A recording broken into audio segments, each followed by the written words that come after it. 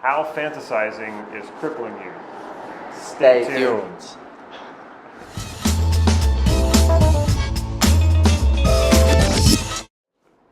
This is Damon Cart, and this is NLP Gym, and I'm here with Dr. Matt. Hi. And we're talking about fantasizing and the fantasy trap.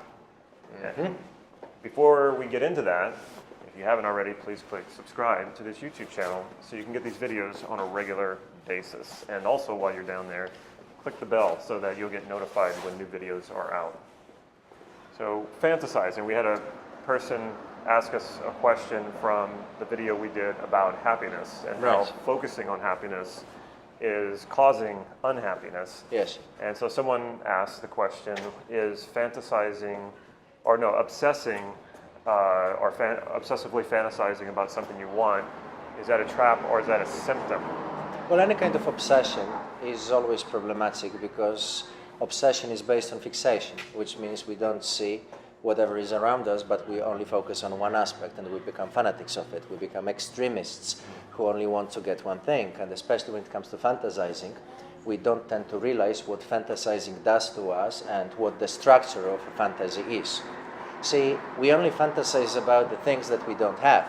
Otherwise, we definitely would admire what we have, or we would simply be grateful for what we have, which means that we use mechanism of desire.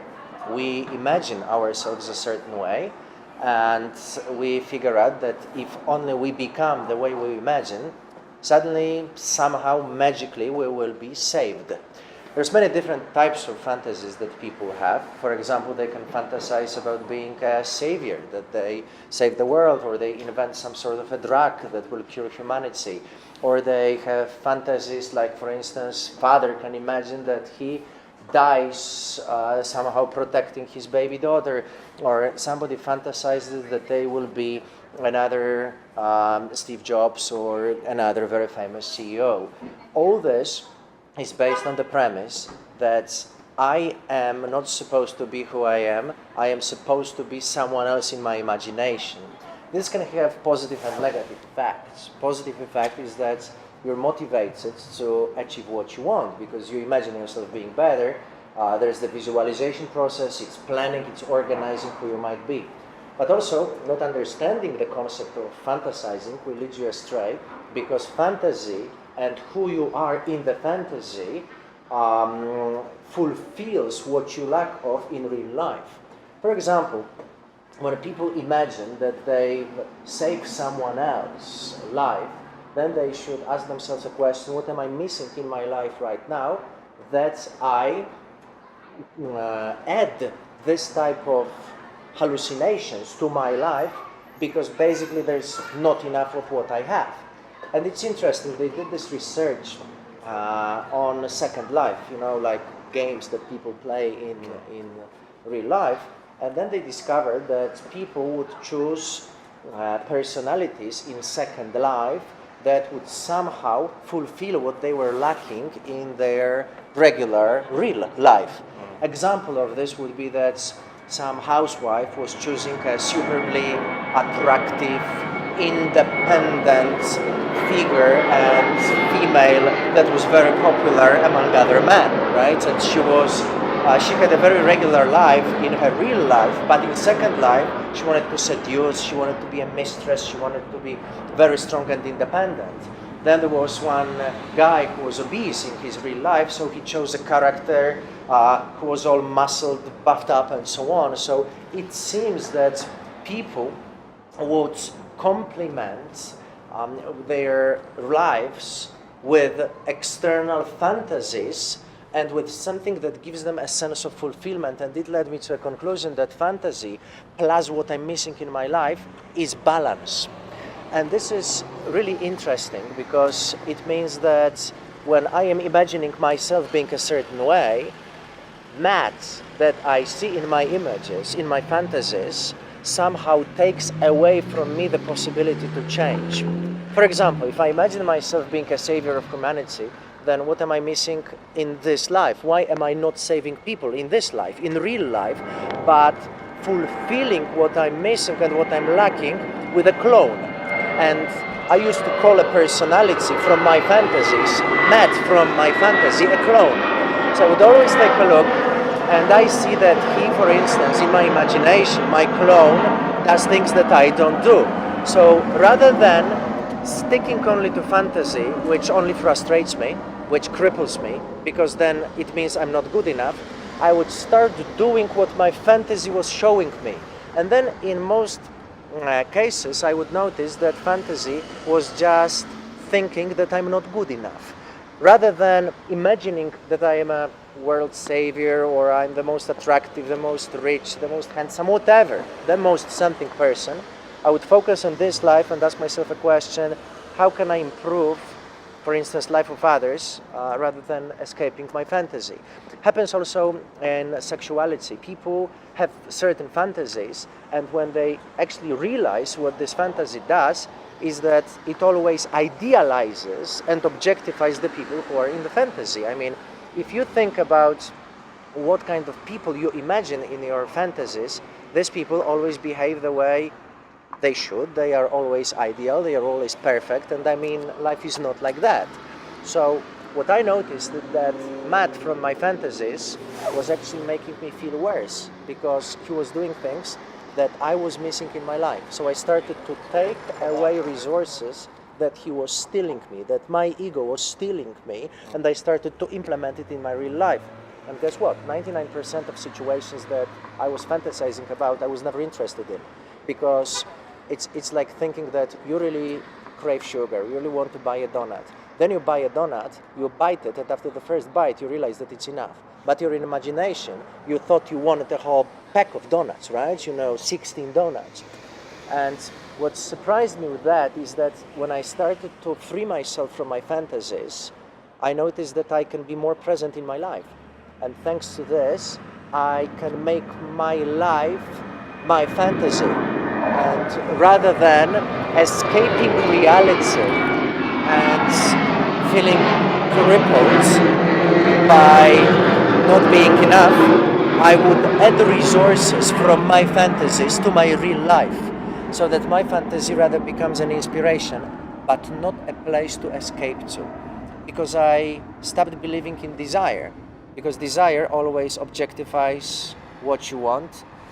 Desire always idealizes what you want. For instance, we imagine if we get a beautiful convertible, we're gonna be so happy, but then we don't think that convertible is a gas guzzler. We don't think that convertible is going to be to attract attention of others. We don't think how expensive the insurance is gonna be, and so on and so on. We simply idealize what we desire. Then once we get what we desire, we realize our fantasy, we feel cheated, because now reality doesn't support it, because if you have something in reality, you always see positive and negative aspects to it, right? So I started to get rid of my fantasies. In a sense, I treat them as piece of information. Matt, I imagine in my fantasy, I know that he doesn't exist, and he is source of information what I should add to my life to become more fulfilled, more complete. And this way, rather than escaping reality, I enhance it. But it's not my imagination that is stealing my life from me. It's me who needs to do something a little bit more in my life. Maybe when I'm thinking I should save other people, rather than imagining myself as another Jesus, maybe I should simply ask myself a question: who needs more of my time? And then my baby daughter comes to mind. And this is how I will be saved. We really don't need to idealize ourselves in our inflated egos inside our fantasies, to think that once we become that special person, we will be happy, we will be saved, and we will be better. What we need to do is to focus on what's missing in our real lives and work on it and enhance what we have in order to be more happy. So to answer the question, is obsessively fantasizing, is it a trap or a symptom? To go back to that question, what would you say to that? What's the simple answer? Well, a very simple answer is that it's a trap, because when you fall into fantasy, then you are always better in your illusion than in real life, and it will cripple you because you will never feel good enough. And secondly, it's a symptom of what's missing from your life.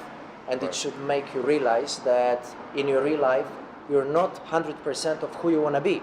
And you should work on it so that you become a happier human being. And then you will see that when your life, real life, becomes your fantasy, you will not need any more fantasies from your hallucinations. And you will be free.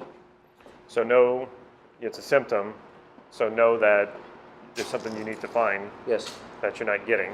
Yes. Find what that is. Yes. Bring it back to yourself or work Yes. on it. Yes. And then stop the fantasy, bring it into reality, and stop idealizing this opposite, or not opposite, a separate reality of who you are that doesn't exist, will never exist. Yes, So- because that reality is stealing from you your resources. Get them back. See who you imagine yourself to be and get it from the image and incorporate it into your real life. All right, well, I hope that answers your question. It was a very good question, and as always, I welcome whatever questions you have, and really enjoy when you leave comments, so please do that. All the best from San Diego. Thank you very from much. San Diego. And subscribe to my channel. And subscribe to my channel, because I also have channel to Dr. Yeah. Matt channel. Check out my website, nlp-gem.com, but check out this guy's website. What's your name again? drmattofficial.com. All right.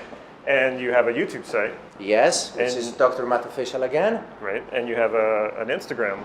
which is Dr. Matt Official. How right. simple it is. Very, very simple. So check out both of our YouTubes, our websites, and make sure you subscribe to my channel. Make sure you subscribe to his channel. He's about to explode with lots of new content on his YouTube channel, and it's going to be really good. I know it's going to be really good because I filmed it all.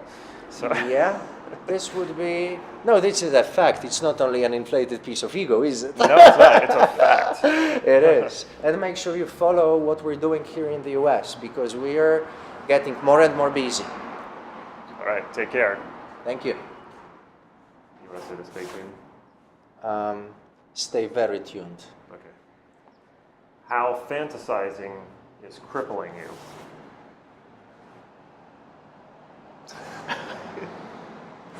It's yours. No, You say you're supposed to that. Stay very tuned indeed. Oh, you want me to say stay tuned and you say stay tuned? It Okay. doesn't really matter. Why fantasizing is crippling you. And tuned you shall stay. Let's see. How fantasizing is crippling you. Stay tuned. It wasn't even. Wow. It's getting too weird. It's time for me to go home. Tomorrow. Okay. One more time.